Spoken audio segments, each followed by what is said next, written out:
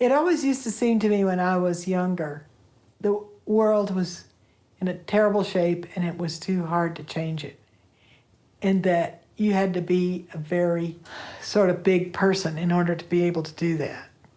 And that I wasn't, and I would never be able to change anything or make any difference whatsoever.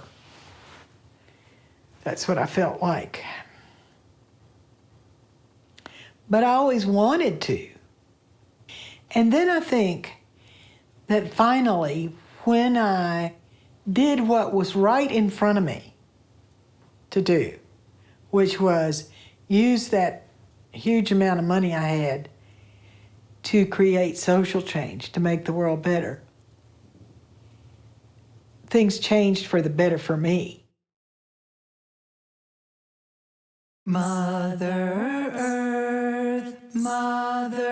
Earth, we are grateful for our birth.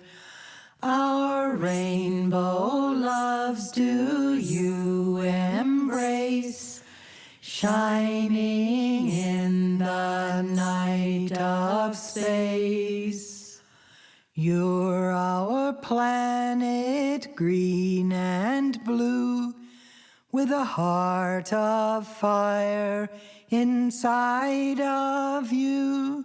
Mother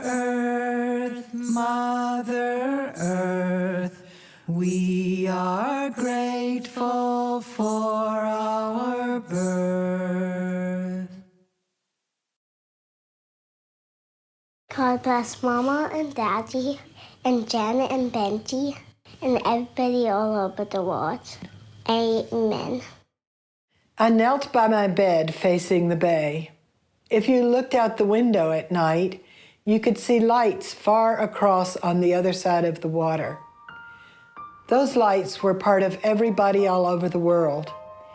In my imagination, I could see all the people I was praying for, who I would never know. Well, I'm Ben Vaughn, and I'm Jen's younger brother. She was my sister with the customary sibling rivalries and quest for attention and struggles that any brother and sister had. He had double-jointed toes and he could walk on his toes. He got an awful lot of approval for that. And also for the fact that he was a boy. So, and I was not. I'm not at all convinced that there was a tremendous amount of rivalry, simply because I was blessed that she was female, and that she was unfortunately expected to do a particular set of tasks, and I was expected to do a particular set of tasks, and there really wasn't much cross-pollination on that. My grandfather died when I was 11. He had made his fortune in oil and gas. My father took care of my mother's family fortune for many years. He did that really well, and there was lots of money for all the heirs, including my brother and me. We've just been friends for about as long as I can remember. We went to St. Patrick's School. We really had a lot of fun there. Yet we were in a school where we all dressed alike, right down to our shoes, and there was no difference between us. But on this one day, there was a difference between us because Jen had just come back from a trip abroad, and she was literally the first child in our class and probably the first person in that room to have been in an airplane. I mean, it was 1951, and you could still see a whole lot of the effects of the war. And we went to orphanages where these children were orphans left from the war. And I met these kids, you know, it was amazing. I wanted to adopt a sister. Jen questioned why they had so much and these people had so little. And she couldn't have been in the 4th grade, but already asking that kind of question. Anyway, when I was 12, I went away to school, an all-girls school, Hockaday.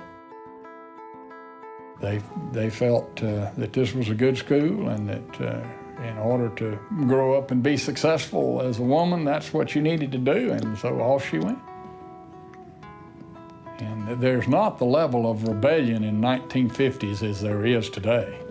I mean, you don't just get a tattoo of a flower on your forehead and go in the opposite direction.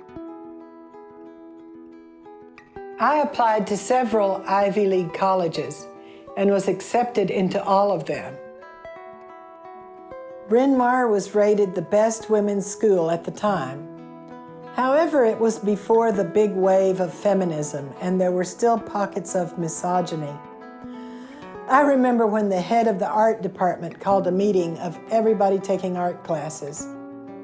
And he said to us, I have been trying to understand what the reason would be to teach women other than that they will teach their sons someday.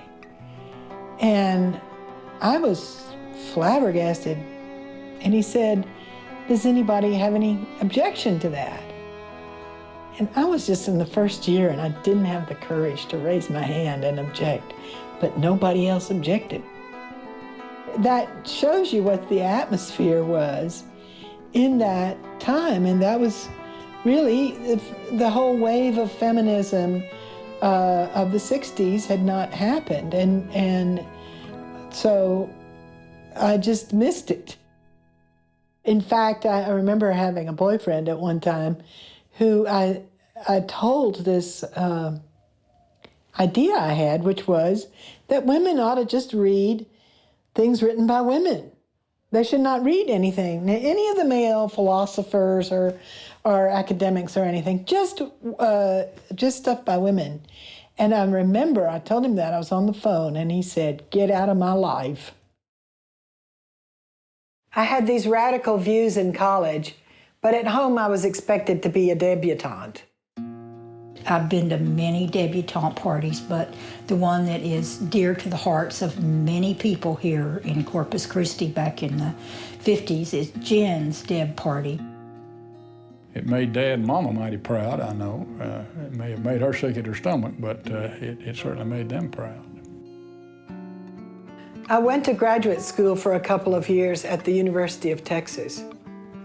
I went to the teacher and asked him, I told him I didn't know what I ought to be doing with my life and what should I do with my life. And he said, well, maybe you ought to marry a professor. I really wanted to be a writer, but I didn't know if I could manage it. And it didn't seem like I could actually be an academic. So his solution was that I should marry a professor.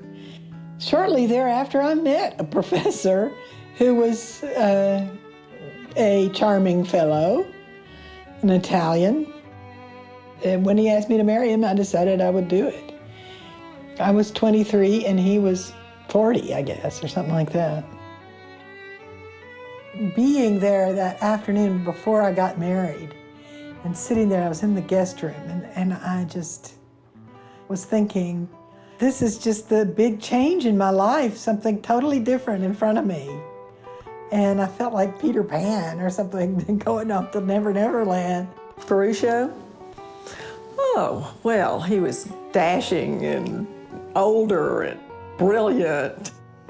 In a way, I felt I was escaping from the society there in Corpus Christi and escaping from an academic career that I wasn't going to be able to have because I wasn't smart enough.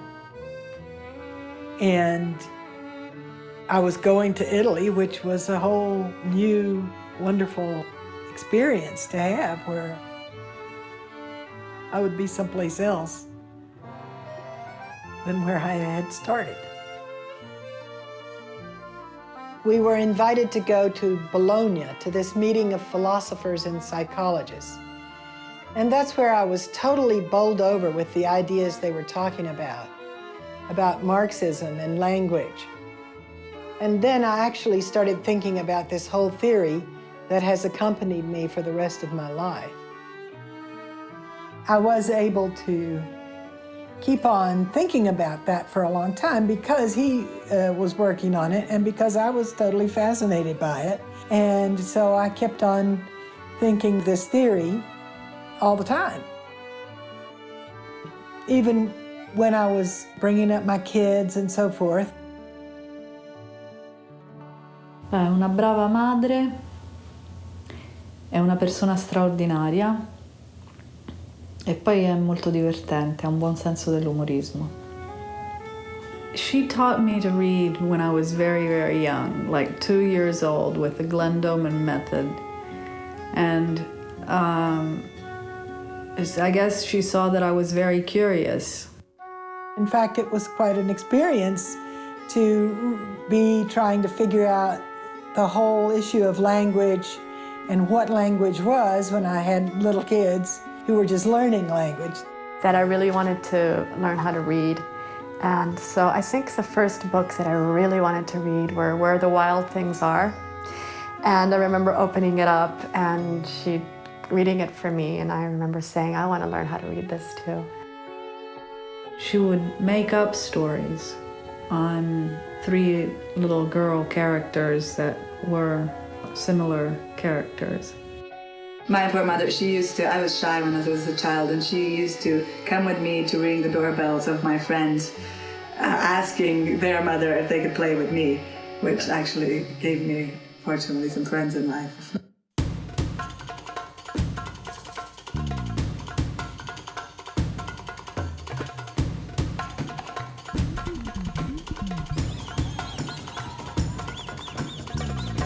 I was taking some courses at a wonderful free feminist university in Rome, the Virginia Woolf Cultural Center, and the professor asked me to teach a couple of her classes. I realized that I was not on the same page as most of the women there. I didn't think that I was really communicating to them what I was thinking. Part of the theory also was that there is material communication, that by giving gifts, you are actually communicating, you're creating a community. So I decided I would try to do that. Because I was not communicating very well verbally, I was going to try to communicate this materially. And that was what the funding was, basically. Decided to come back to the US. I came back over here and the kids didn't come with me. I was 16 and I had just gotten back from high school, where I had been for 2 years in the US. So I had just gotten back to Italy and I did not want to go back. My children wouldn't come over here afterwards. You know, she came over to Texas and we were in Italy. So I really haven't lived it with my mother since I was 14 years old. They had decided they were going to stay there and they made a huge stand against me, and I was not strong enough to make them come. And Jen didn't want to force them, and I think Ferruccio was being very adamant that he wanted them to stay in Italy. And I think that she felt she didn't have a choice. And I think if I had it to do over again, I would make them come, but I did not have the authority.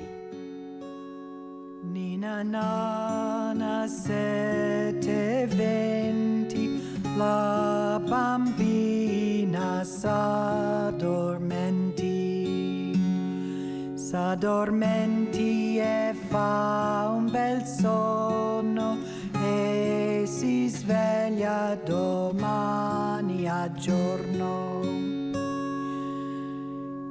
Nana ieri e le sporte non sono panieri, i panieri non sono le sporte e la vita non è la morte.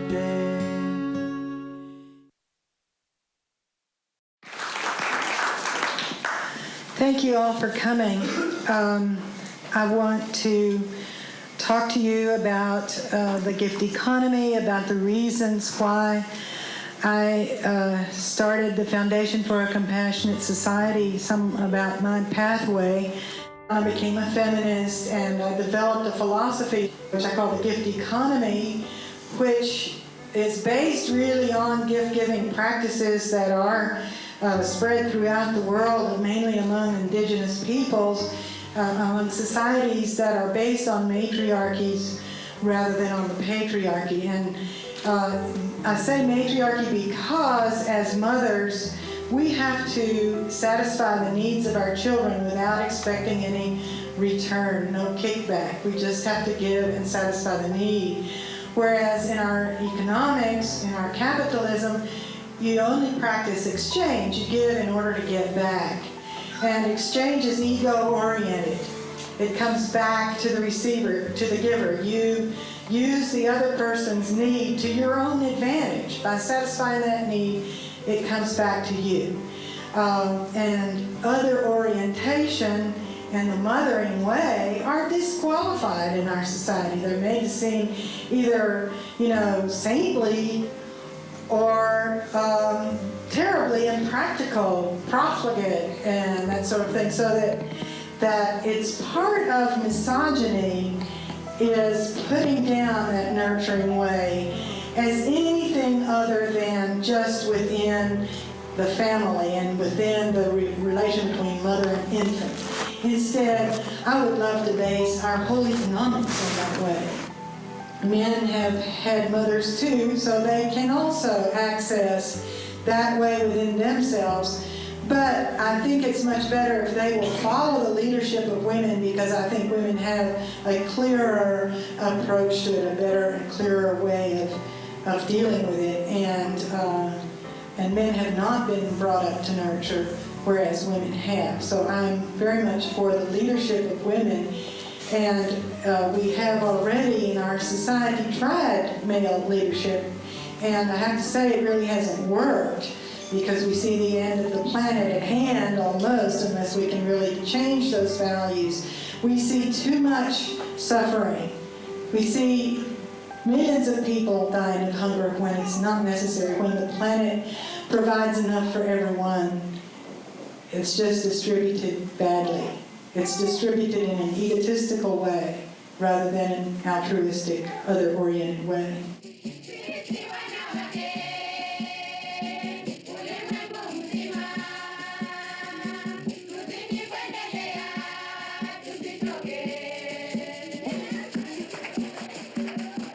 I have no question that Genevieve Vaughn sent more people, sent more women to that conference than the United States did, the United States government. I have no question in my mind. She sent people from all over. And it was a kind of process that allowed everybody to come. And there was not the top-down stuff. And one of the reasons there wasn't top-down stuff was because me, who was at the top, was not taking that top position. You need all of yourself cups. You got to lay it down. You got to lay it down. You got to lay it down. You got to lay it down, lay it down. And I just can't tell you how fertile that meeting was and how much real sisterhood you felt. It had a synergistic effect. In other words, it wasn't just exposing people from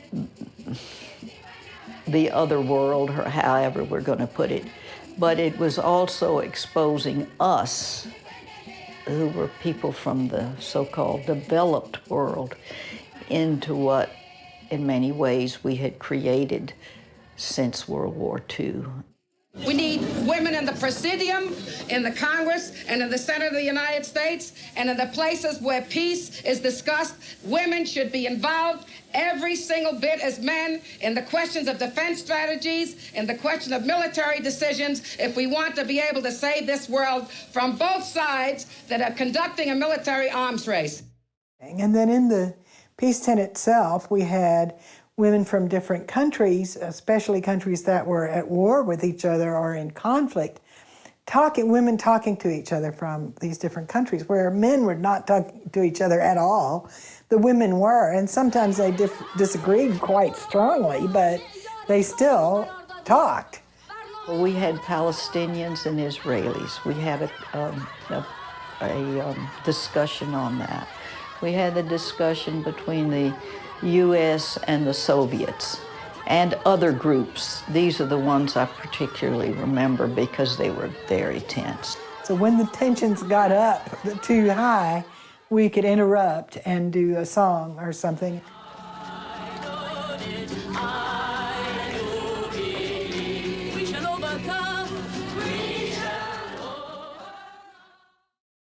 I think if we had any reservations before, that after that experience was a profound belief, not in arms control, but in disarmament. What we forget from 85 to 91 was that in 85, peace was a dirty word. If you use the term peace, it was immediately thought in many, many circles that you were a Soviet sympathizer or whatever. And we ran into a lot of that in Nairobi. Talk that maybe we were even financed by the KGB and a lot of ridiculous stuff. But again, Jen had the vision of reapproaching the Soviets even before Gorbachev enunciated it. The nuclear war is the danger for the whole world. We want to declare this tent as a nuclear-free zone. There's an official conference of these UN conferences and then an unofficial conference. We were at the unofficial one. The official conference is very bureaucratic and has a lot of men in it, and in both cases. And they do come up with rules that have to be ratified by the different governments and so forth. And so they do have some effect on the policies and laws of the countries, at least as a sort of touchstone. But they may not really have nearly as much effect as they wish they did. And I think the unofficial conferences where women share their point of view, their values, and their perspectives are much more important than the official conferences. And I really think if they had one of those unofficial conferences every year, we would have a much better society in 10 years' time. We would do the job, maybe 15, but women internationally would make the difference. We would make it happen.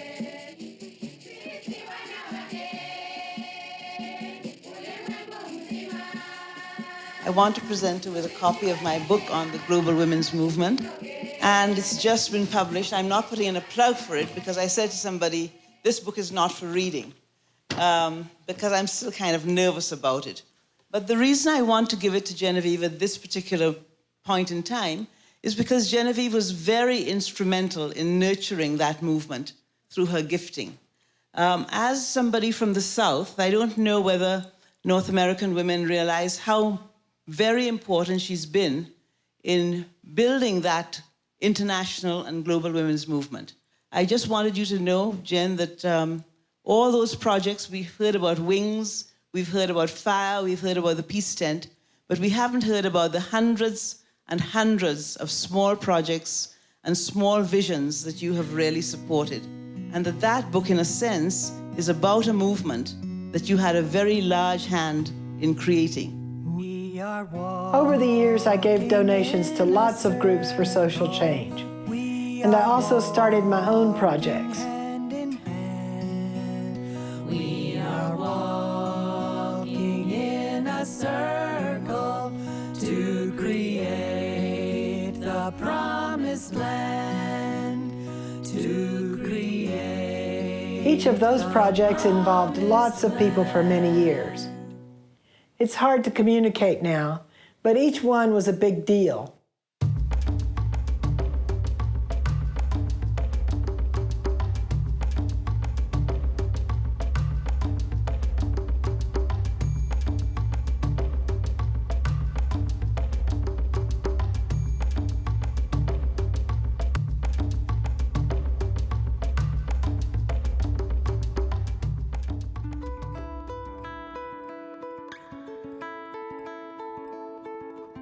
right now I am at Stonehaven Ranch, which is a retreat center for women and peace and justice groups.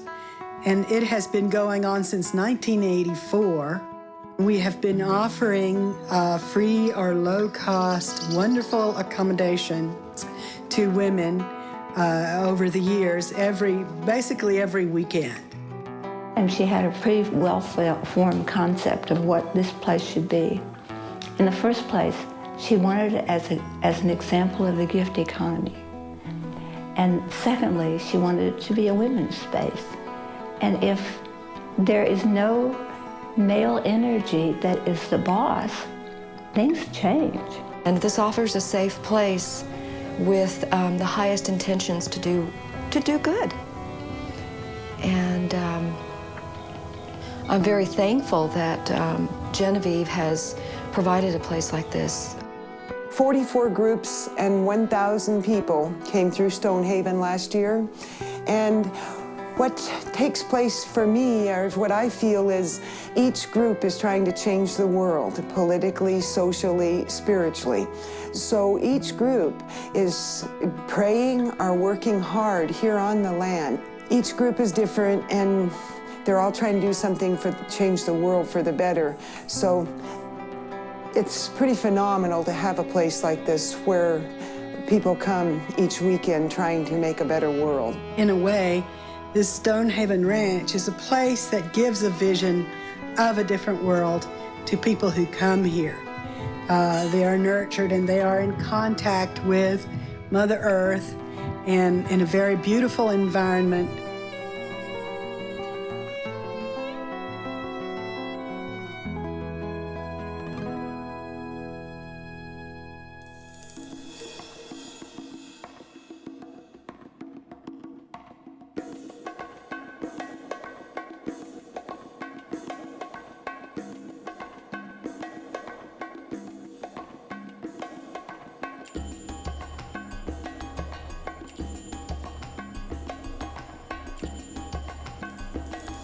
Jen had two facilities, Alma and Stonehaven. In 1996, she donated Alma de Mujer to Indigenous Women's Network, which was the most phenomenal gift in my lifetime I've ever known for a non-Indigenous person to give land as such to Indigenous women. So they now use it as their program base, office, and do programs out of Alma de Mujer.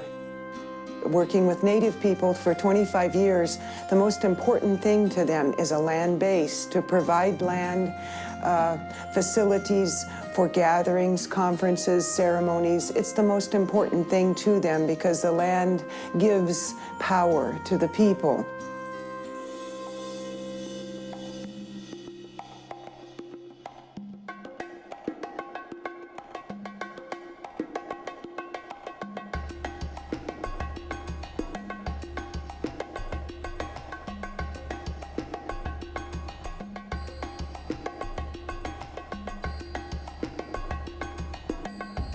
And I want to tell you about a wonderful social experiment, the Foundation for a Compassionate Society.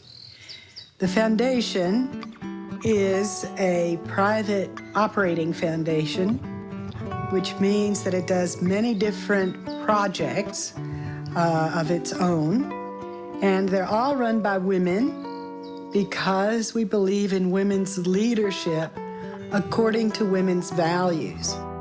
At 3rd and Congress, the Grassroots Peace Organization building, which is a building that was owned by Genevieve Vaughn and gifted to the community here in Austin.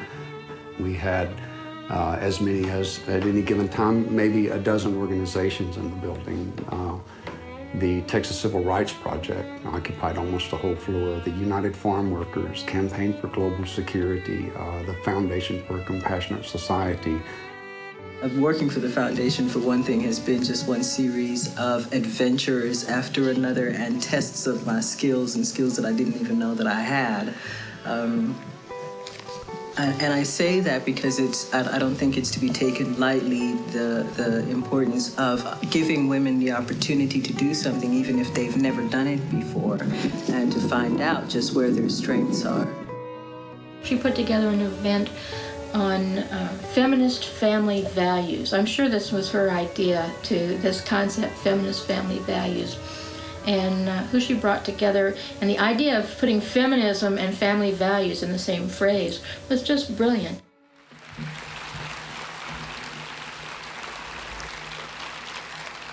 In celebration of Mother's Day, let me say that we need to invent or find within ourselves a mother-based economic system that is based on caring for needs instead of on stimulating greed.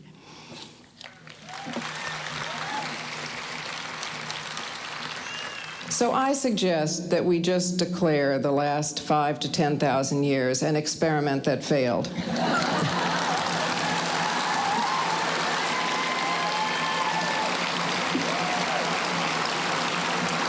And we declare this meeting to be the first meeting of the post-patriarchal, post-racist, post-nationalist age.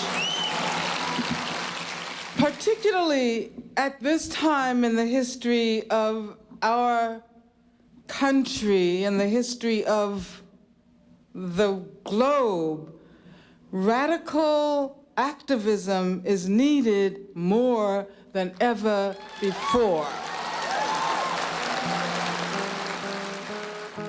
It's been very incredible that Jen employed so many women doing so many different activist activities at one time. I don't believe most people really grasp the magnitude of that and what that has meant for the Austin and Central Texas activist community, as well as solidarity communities in general, to have this powerful group of women.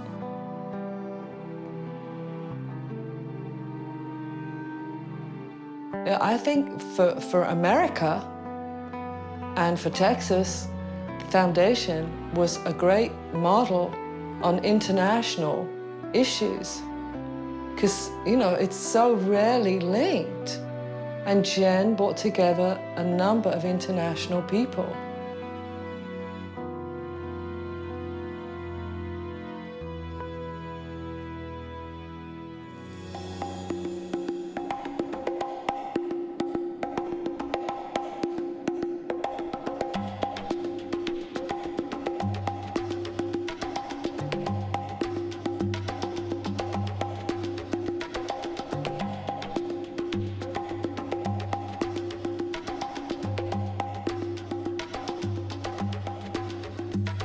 So I started going to El Salvador also. I went on myself on several trips, beginning with a trip that I took in 1987, I guess it was.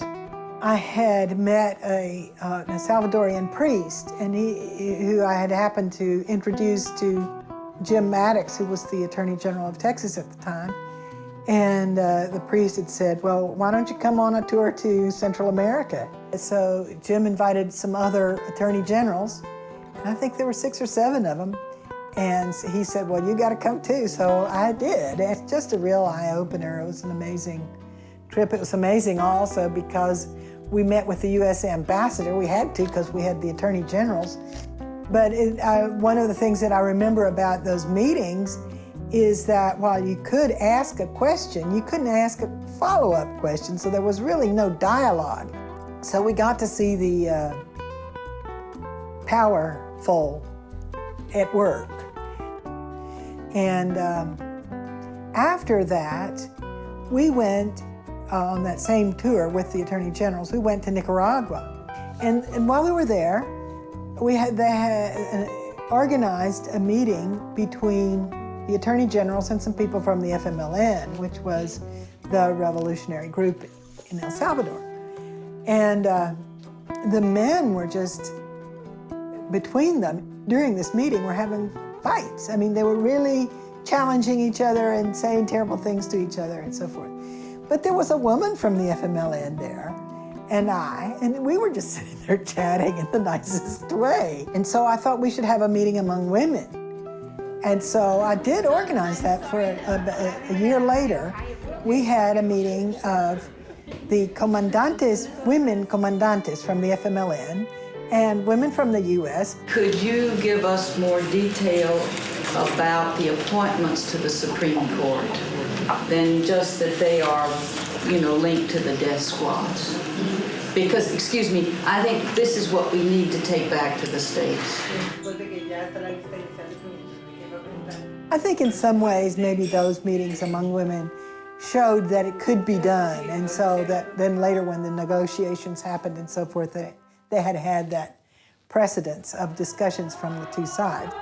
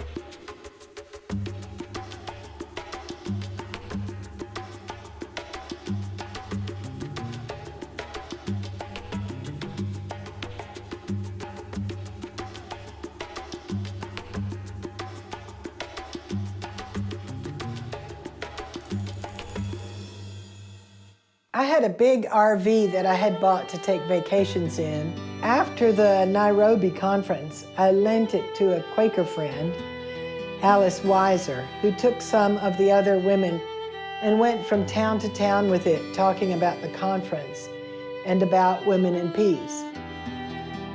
Another woman, Gertrude Kauderer from Germany, drove a small van around, also talking about women in peace. Then I got a van for Ellen Dietrich and Fazia Jansen in Germany, and they drove it around Europe and finally all the way to Moscow. Then after several years, Susan Lee Solar was working for me in the foundation, and I bought another big RV that she turned into an anti-nuclear museum and drove everywhere, talking about the proposed nuclear waste dump in Sierra Blanca.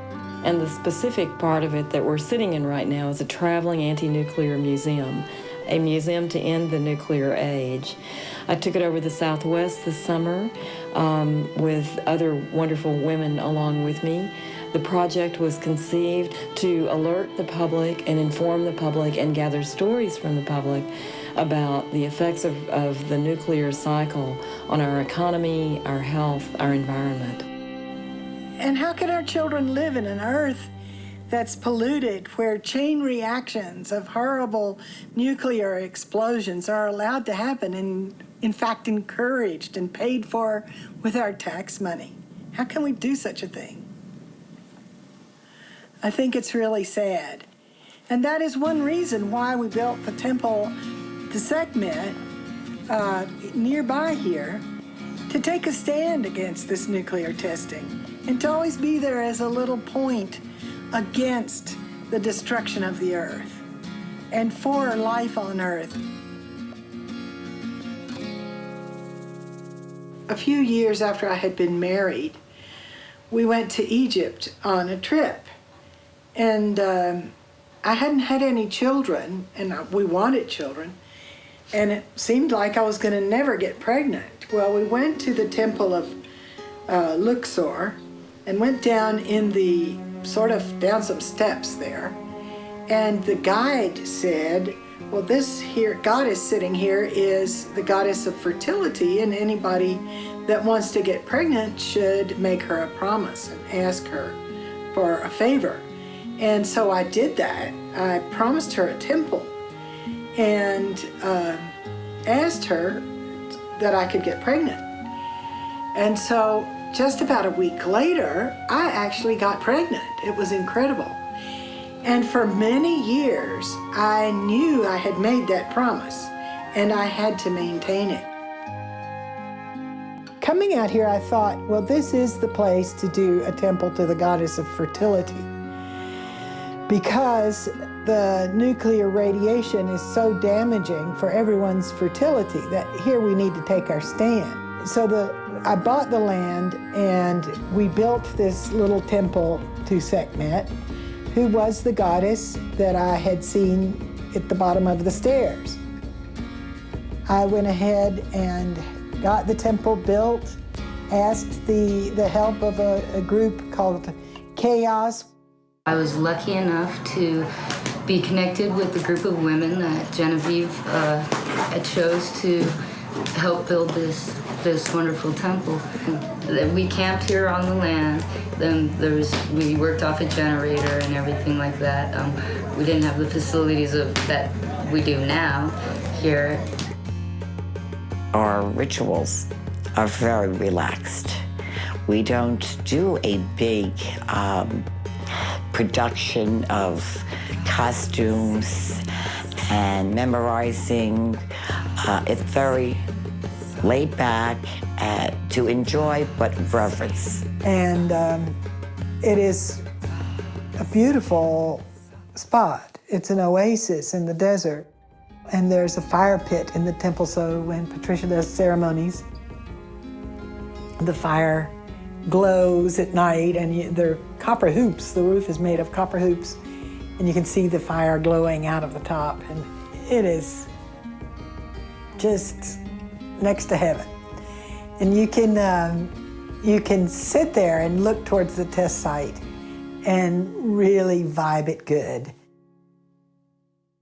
And then I gave the land back to the Shoshone, who owned all of this land at one point. And that seemed like the right thing to do. And I was so blessed because I was able to be in the ceremony of the giving back the land in 1992, which is a ceremony we did here on the land at Cactus Springs, and in which I restored this tiny piece of land back to the Western Shoshone.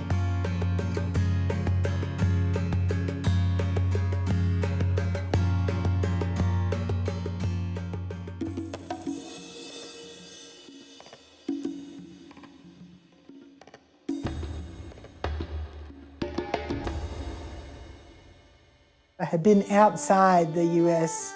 politics. I had been in Italy all during the civil rights movement, all during the feminist movement, and the goddess movement had happened too.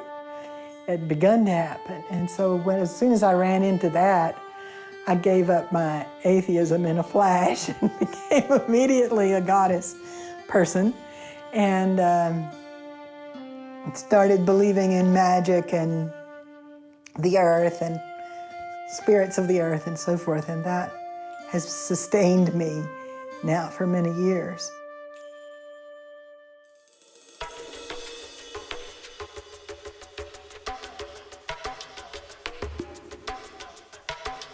Wings exists to carve out a space and to hold a space in broadcast media, in radio, for women's voices and the women's voices from around the world. So that's one of the things. By being weekly and regular and keeping it up for now, it's been 15 years, we've been able to make sure that on a lot of these stations there is a space, they count on it being there, and they allow that women's voices to be on the air. Another purpose is to let the women be heard, and to give the women the gift of being heard, and to give the people who hear it the gift of those women's language, their ideas, and their experiences.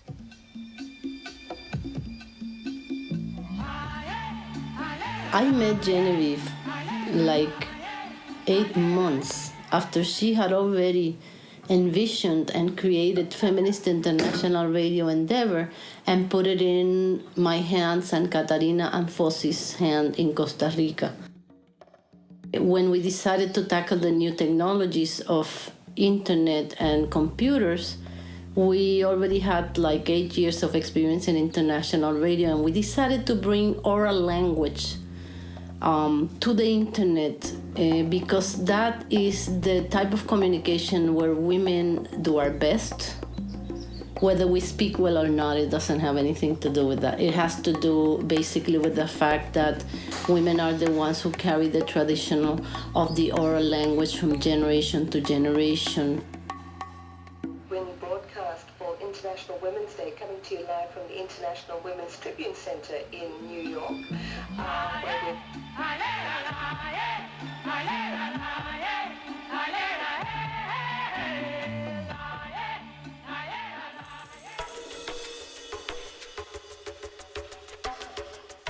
Water is a project that I did with Genevieve Vaughn called Women's Access to Electronic Resources. And it was a project that really I had been working on all of my life. It was one of those projects that I wish had been available for me when I was a young woman starting in media.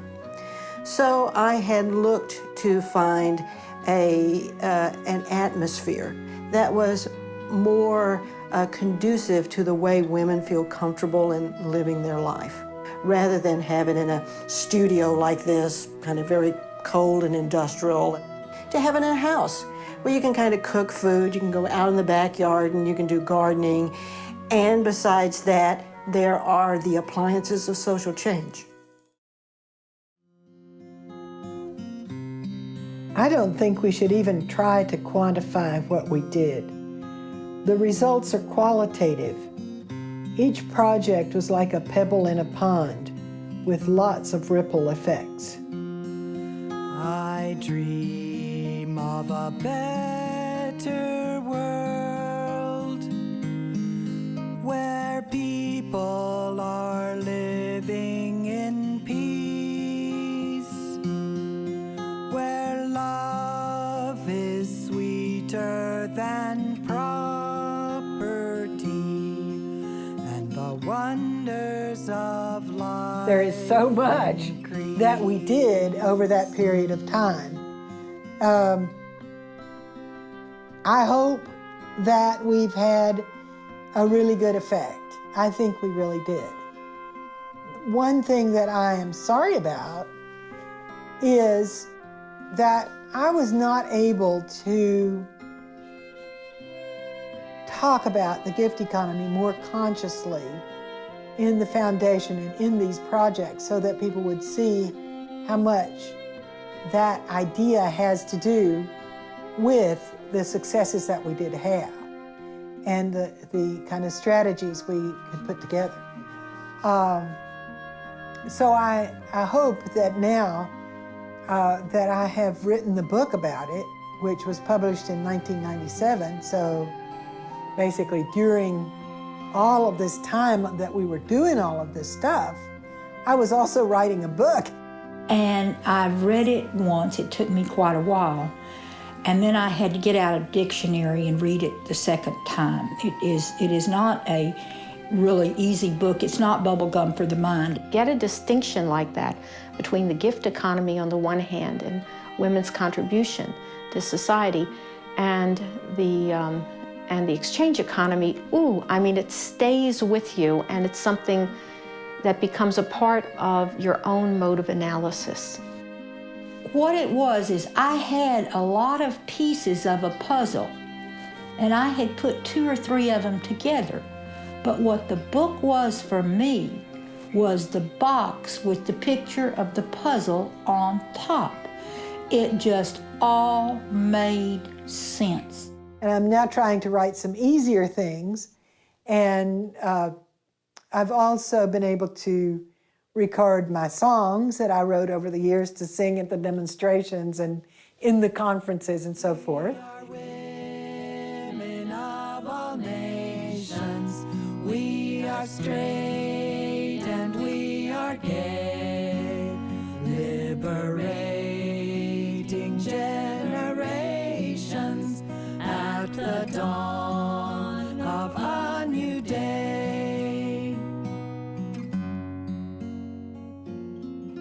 And I've been working for Jen as a graphic artist for about 13 years. The way we work is she has an event, or she's creating a book, or she's doing a CD. We talk about it, and normally she has the ideas for the illustrations. We just finished this children's book, and the way that she does her kind of mission in life, you know, the writing and how she's so involved with it, because I do the same thing with my art. So it's nice to see somebody that, you know, the love for what they do is so incredible. The love for what they're writing and the love for trying to change the world, because I feel the same way about my art. We dream of a better world where fear and hatred are gone, where our hearts can soar and our spirits are free. We will wake to it in the dawn. I'm a women's studies professor, working on issues of globalization, ecofeminism, violence against women. In the present situation in Bangladesh, and women are really in serious condition. By formal training, I'm a psychologist, a sociologist, and an economist. I was in my former life a professor in social psychology. I'm a botanist, and I have been doing work on women's use of plants, especially medicinal plants. I am one of the members of the Association of Fire, and I am a psychotherapist. In a former life, I was a bureaucrat. I teach sociology and women's studies at St. Mary's University in Halifax, Nova Scotia. I am a sociologist and popular educator. I always work much more in popular education with women. I've been an activist for about 40 years in the southern part of the United States. I bring to you also the colors of Africa. This is from Ghana. I'm a geographer, economic geographer. I teach human geography in a research school of Pacific and Asian Studies. I've been a community organizer for 32 years now. I was a prisoner during the Marcos dictatorship. For me to be able to say the gift giving isn't just one thing that women do that we need to honor. It gives us a bit of an idea how to move forward, but it is an alternative logic to exchange. It's a way of understanding the significance of all of the kind of feminist work that's been going on and that I'm doing. One of the questions that I think the gift economy tries to answer, at least to bring up, is that we are living in a parasitic economic system, and we're giving gifts to it all the time. And we need to distinguish between which is the parasite and which is the host. And I go back home and I try to place myself where I am at. I am not only in El Salvador. I am in the area of the free trade area of the Americas, where there is a process going on that is called Plan Puebla-Panama that is affecting directly our region, not only my country. Therefore, when that situation is going to affect us in such ways that everybody, and especially the women, are going to be forced to give much more. How do we figure out the ways in which the gift is being appropriated currently by the society, by the capitalist economy and globalization, to take away further the gifts of the world? Because the global issue, globalization is one of the biggest problem in my country. So how we could create a localization process by linking this gift economy. And it has its camouflage, its protective coloring, and a lot of the times it looks like the host. I mean, it looks like it's doing gift giving. It tries to show, in fact, what a great gift giver it is. And that is, we need to learn not to see from that point of view, but to take the gift as the norm and patriarchy and the market as the aberration. One of the wonderful things about Jen's concept of the gift economy is it really does make us shift our thinking. And I think when I first heard the term years ago from Jen, I kept finding myself in resistance to it. And when I looked at that resistance, it came from a couple different places. And one of the places was a kind of feeling of mild panic, that if we're in a gift economy, I'm supposed to be giving and giving and giving all the time. And as a woman, I'm told I'm supposed to be giving and giving a lot. And what if I don't have enough to give? And what if I run out? And if I'm not getting something back for what I'm giving, my mother, like, I give and give and give to you kids, and what do I get back for it? In the capitalist economy, it's like the purpose of the economy is to generate profit. When you start to think about that, you say, well, what is profit and what is wealth and why are we doing this anyway? It kind of starts to come apart at the seams a little bit, But the purpose in the gift-giving economy, the purpose of the economy is to meet human needs and provide for our needs and our quality of life in a way that generates beneficial relationships. And in fact, that economy actually always has existed and does exist all around us. It invites us to another political imagination. It challenges us to find another way to know, that the ways that we have been taught and the ways that you are taught in academy to know is that knowledge is that which is objective and rational and scientific and linear and vivisected. And the more you can have knowledge that is linear and vivisected, the more you know. So you can have a good book on poverty, you can do statistics on poverty, you can measure poverty, but you leave the poor out. Because the gift economy is something that women understand and that is at the heart of indigenous culture and practice. How was it possible that humankind survived for millennium before the World Bank, before the dollar, before the gold standard was created? We survived based on a gift economy that honors diversity, that supports culturally appropriate technology, that is environmentally sound and responsible, and that is based on distribution of resources based on need rather than power and military might.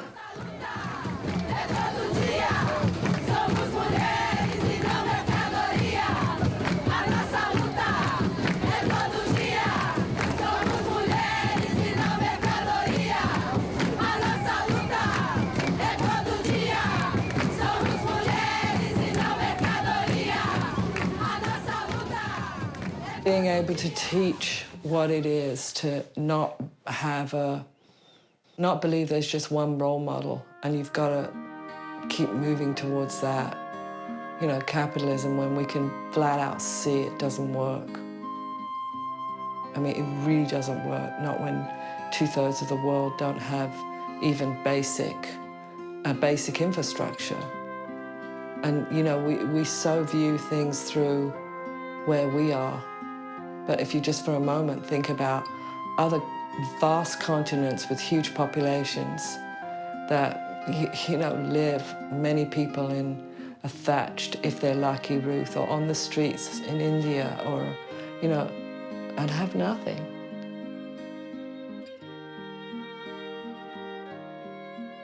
Motherhood and sexuality are an integral, logical part of import-export schemes. Expropriating the labor and exploiting the labor of another. In most indigenous societies, there's a common to refuse a understanding. gift, for instance, because what it means is The gift, I don't want to know. not expecting anything in return. And then in community radio, contributed to the last political election for the over community, $12 million. but it's also Free software is a movement that stems out of an ethical and political stance Women's to work mean freedom must from be corporate respected control. and honored and valued, and so must nature. We are going to change the paradigm. And she's an activist on several levels. I mean, being an activist funder is one thing, and again, that's a loner kind of a deal. Being an activist among funders, trying to get funders to have a different perspective of their funding, trying to introduce the gift economy and how that might change the way that they do funding, that's pretty radical, and she's out there doing it by herself. And then she's an activist on the ground. She's been involved in different actions on the ground for years. And I think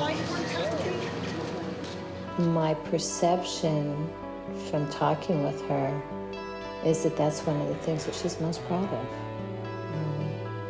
But like being a mother, it's one of the things that's least noticed.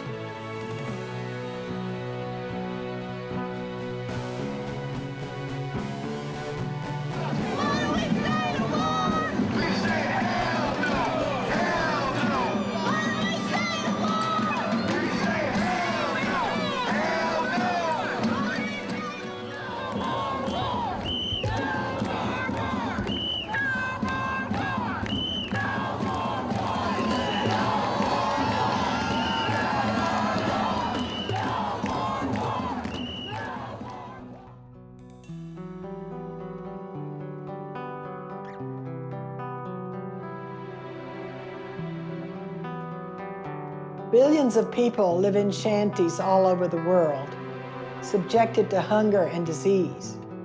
Las casas de cartón, as the song says, cardboard houses. I've seen them in India, Africa, Central America, in the free trade zones on the border between Texas and Mexico. When I was young, I realized that poor people are poor because rich people are rich.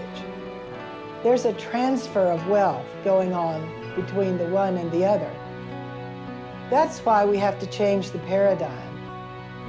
However much money any individual person has, it's not enough to solve this problem.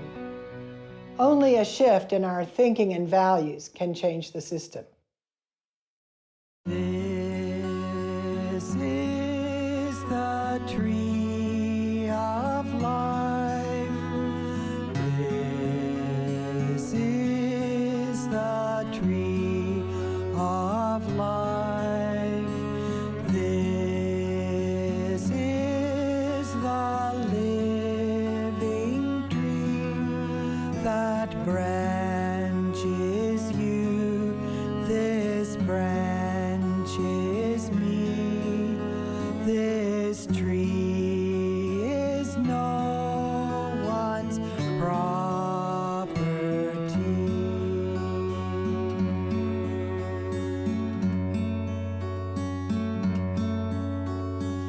This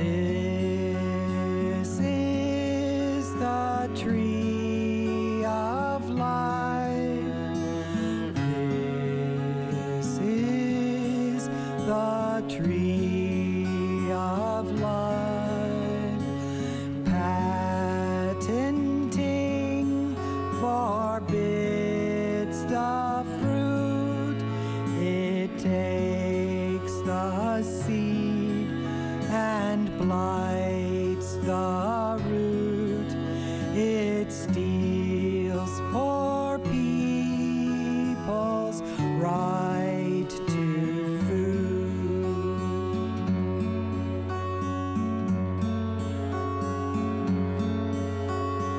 This is the tree of life. This is the tree of life. You cannot commodify the gifts of nature, earth and sky. Our genes are not to sell or buy.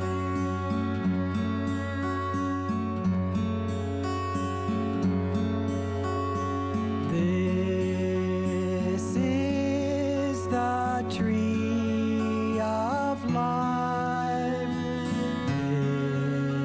This is the tree of life. You cannot commodify the gifts of nature, earth and sky. Our genes are not to sell or buy.